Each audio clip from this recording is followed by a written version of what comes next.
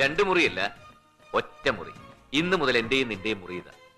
നമ്മുടെ സ്നേഹബന്ധം ഒരിക്കലും മുറിയാനും പാടില്ല. നിന്നെ സ്നേഹിക്കാൻ ആരുമില്ലാന്ന് വിചാരിച്ച് ഇനി നീ സങ്കടപ്പെടരുത്. ഈ വീട്ടിലുള്ള എന്റെ ബന്ധുക്കളൊക്കെ ഇന്ന് മുതൽ നിന്റെയും ബന്ധുക്കളാ.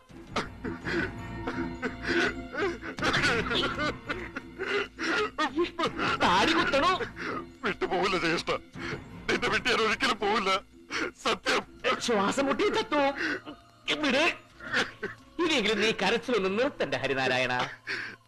ഞാൻ പണ്ടുപോലെ ഇങ്ങനെ സന്തോഷം വന്നു കഴിഞ്ഞാ കരയും, സങ്കടം വന്നു കഴിഞ്ഞാ ചിരിക്കും. വെറുതെ അല്ല ഒരു 10-12 വർഷം അതിനകത്ത് വെച്ച് പൂട്ടിയത്. ഹരിനാരായണ, ഇനി മുതൽ നീ സങ്കടം വന്ന കരയും, സന്തോഷം വന്ന ചിരിക്ക്. സന്തോഷം.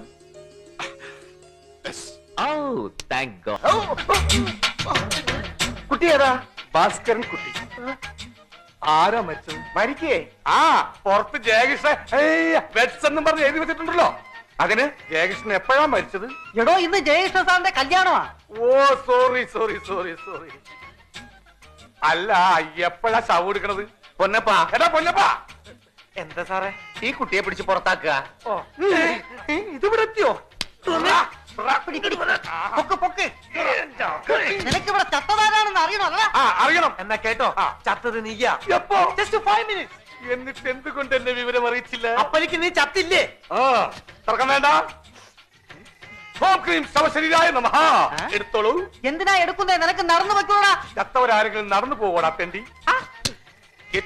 അല്പം പഞ്ഞുകൊണ്ട് എന്നെ മൂക്കിൽ വെച്ചോളൂ. എന്തിനാ? ഞാൻ ചെയ്യുമ്പോൾ എനിക്ക് നാറ്റം എടുക്കാതിരിക്കാനാ. ചീഞ്ഞാനേക്കാൾ നാറ്റം ഇപ്പോഴേ ഉണ്ട്. എന്നാൽ ആ പഞ്ഞി എടുത്ത് നിന്റെ മൂക്കിൽ വെച്ചോടാ പ്രാന്ത. ഇനി വെച്ച് അധികം ചീക്കണ്ട, പിടിച്ചോ. നേരെ കുഴിയിലോട്ട് വെക്കാം. തലക്കും ഭാഗത്ത് ഈ 3 ചന്നത്തിൽ കത്തി. മോളെ,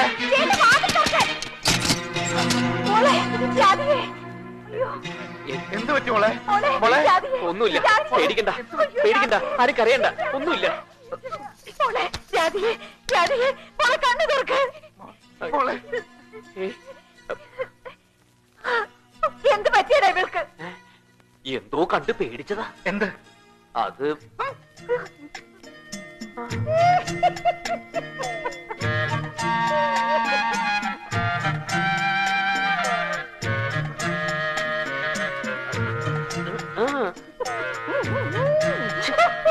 അച്യുതാ, വണ്ടി എടുക്ക.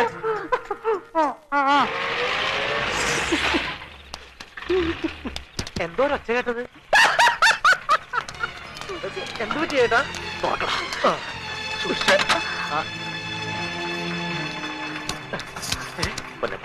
കട്ടിന്റെ ഇടയിൽ ഒരു പീസ് കിടപ്പട്ടെ, അതിനെത്രയും പെട്ടെന്ന് മുറിയിലെടുത്ത് മാറ്റിയതേ. അല്ല ഈ ബാബ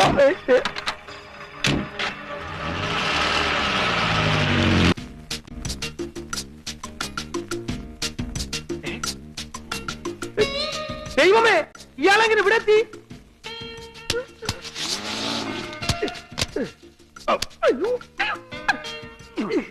നിന്നെ എനിക്ക് ഇഷ്ടപ്പെട്ടു. നീ ഒരു സുന്ദരിയാടി. സുന്ദരിയല്ല, സുന്ദരനാ. അതെ, സുന്ദരൻ. നമുക്ക് ആദ്യം ഉണ്ടാകുന്ന കുട്ടിക്ക് സുന്ദരൻ എന്ന് പേരിടാം. ഹരിനാരായണ പോയി.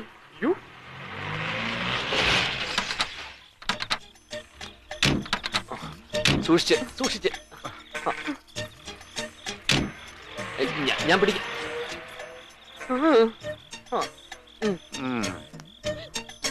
അവനെ ആ മുറിന്ന് മാറ്റിയോ? അല്ല, അയാൾ അങ്ങനെ അതിനകത്ത് വന്നു. രാധികയുടെ ഭർത്താവാണെന്നും പറഞ്ഞ് മണികറെ കയറി ഇരിക്കുകയായിരുന്നടാ. എന്റെ ഈശ്വരൻ, ഇനി എന്താ ചെയ്യാ? ആ സാധനം അവിടെ ഞാൻ ചുമന്ന് കൊണ്ടുവന്ന വരാന്റെ കിടത്തിയുണ്ട്. ഇനി ഒരുപാട് ചുമക്കേണ്ടി വരും. എടുത്തോ, നിന്റെ മുറി കിടത്താം. അവിടെ തന്നെ കിടത്തണോ? എന്തൊരു ഭാരം!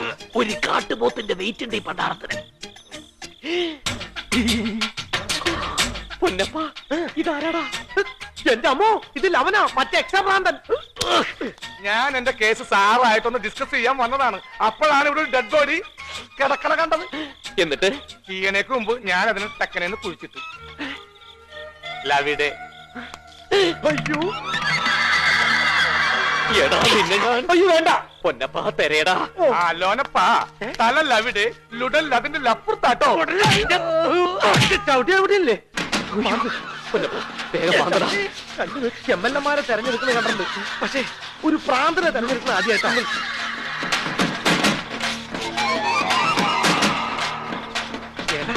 ആവശ്യമൊന്നെങ്കിൽ ഇയാളെ പൊക്കണ്ടോ.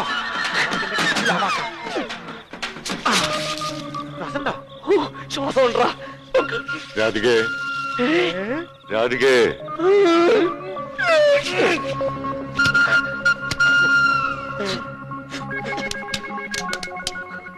നേരം വിളിക്കുന്നവരെ നീ പണ്ടാരത്തിന് കാവലിരുന്നോളാം. ഞാനൊന്ന് മണിയറയിലേക്ക് ചെല്ലട്ടെ. രാധിക കാത്തിരിക്കുന്നുണ്ടാവും. ഇയാളെങ്ങനെ പാതിരക്ക് എണീറ്റാലോ? എന്ത് പ്രശ്നം ഉണ്ടായാലും നീ മാനേജ് ചെയ്തോളാം. പക്ഷെ ഒച്ച മാത്രം പുറത്തു കേൾക്കരുത്. എന്റെ കഴുത്തി പിടിച്ചേക്കാലോ? കഴുത്തെ പിടിച്ചേക്ക് ഒച്ച വെച്ചോ, ശബ്ദം പുറത്തു കേൾക്കില്ല. ആ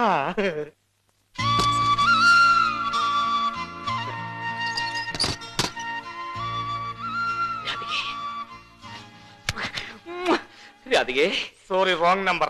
രാധികയല്ല, ഭാസ്കരനാ. കുഴപ്പമില്ല, ഏതായാലും വന്ന പ്രോഗ്രാം നടക്കട്ടെ. എനിക്കട പ്രാന്ത. താല്പര്യമില്ല. മനുഷ്യനെ പേടിപ്പിക്കാൻ ഇങ്ങോട്ട് ഇനി വന്നാണ്ടല്ലോ. എന്നെ സാറിന് പേടിയാണെങ്കിൽ ആ കൊലപാതകി ഹരിനാരായണ പ്രാന്തന സാർ അത്രമാത്രം പേടിക്കണം. കൊലപാതകിയോ? അതെ സാറേ, അവൻ ആശുപത്രിയിൽ വെച്ച് ഒരു ഗാർഡിനെ കൊന്നിട്ടുണ്ട്. എന്തിനാ കൊന്നത്? അതൊക്കെ ഓർത്തു വെക്കാൻ പറ്റുമെങ്കിൽ ഞാൻ എപ്പോഴേ നോർമലായി പോയേനെ. നാട്ടുകാരെന്നെ പ്രാന്താന്ന് വിളിക്കോ?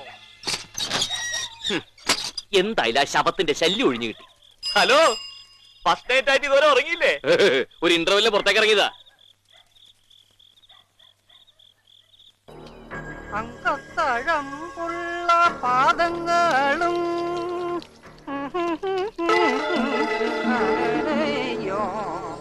മതിയടാ അച്യുതാ, ആകപ്പാടെ നൂൽവണ്ണത്തിലുള്ള കാല അത് ഇനി വരച്ച പൊടിഞ്ഞു പോവും. ചാച്ചിക്ക് അറിയാഞ്ഞിട്ടാ. നമ്മൾ എന്തു പാവം ചെയ്താലും കാല് കഴിയാ അതോടെ തീർന്നു. ഒരാളിന്റെ വൃത്തി അയാളുടെ കാലിൽ നിന്നറിയാം. പല പ്രേമങ്ങളും തുടങ്ങുന്നത് തന്നെ കാലിൽ നിന്നല്ലേ? ശകുന്തലയുടെ കാലിലല്ലേ ഗർഭമുന കൊണ്ടത്? അയ്യോ, ഗർഭമുന അല്ലടാ, ദർഭമുന. അതെന്തൊരു മോനായാലും കൊണ്ടത് കാലിൽ തന്നല്ലോ.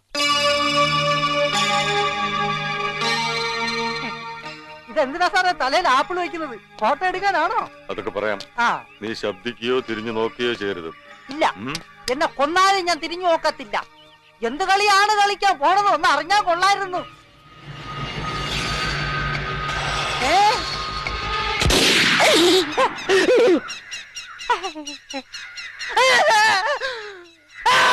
നിൽക്കണേ.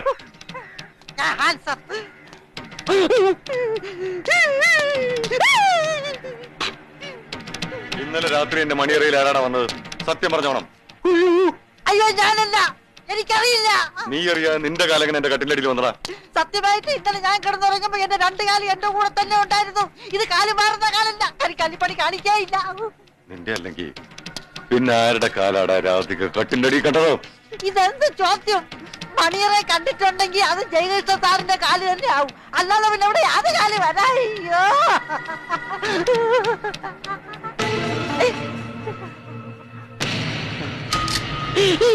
സാറേ, എന്റെ നിന്റെ ചരിത്രത്തിൽ സംശയിച്ചു ഈ സാറ്.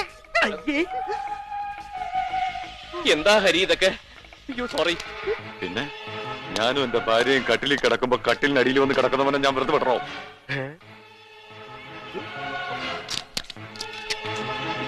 വിടില്ല ഞാൻ. അതാരായാലും ഞാൻ വെറുതെ വിടില്ല. പൊന്നപ്പ കൈപിടിയല്ലേ.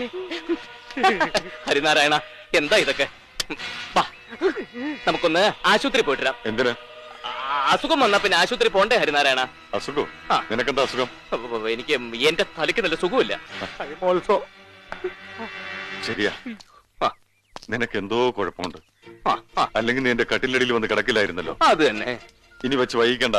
ഓ, എത്രയും പെട്ടെന്ന് ഡോക്ടറെ കാണണം. ആ. അല്ലെങ്കിൽ ആ. ഇനിയും നീ രാധികയുടെ പുറകെയാണെന്ന് ഭ്രാന്ത് കാണിക്കും. അയ്യോ. പെട്ടെന്ന് റെഡിയായിക്കോ. ഓ, ഉം. ജയേട്ടേ, ഞാൻ ഒരു സത്യം പറയട്ടെ. എന്താ? അയാൾക്ക് വട്ടാ. ഒന്ന് കുഴിച്ചു മൂടും ഞാൻ. ജയേട്ടൻ ഞാൻ പോയി കുളിച്ചിട്ട് വരൂ. ഞാൻ ഹരിനാരായണന് വട്ടം എന്നുള്ള കാര്യം എല്ലാവരും അറിയിച്ചിട്ട് വരാം. ഈ വിവരം നീ ആരോടെങ്കിലും പറഞ്ഞ ഈ ഉണ്ട നിന്റെ തൊണ്ടേ കയറ്റി ഞാൻ.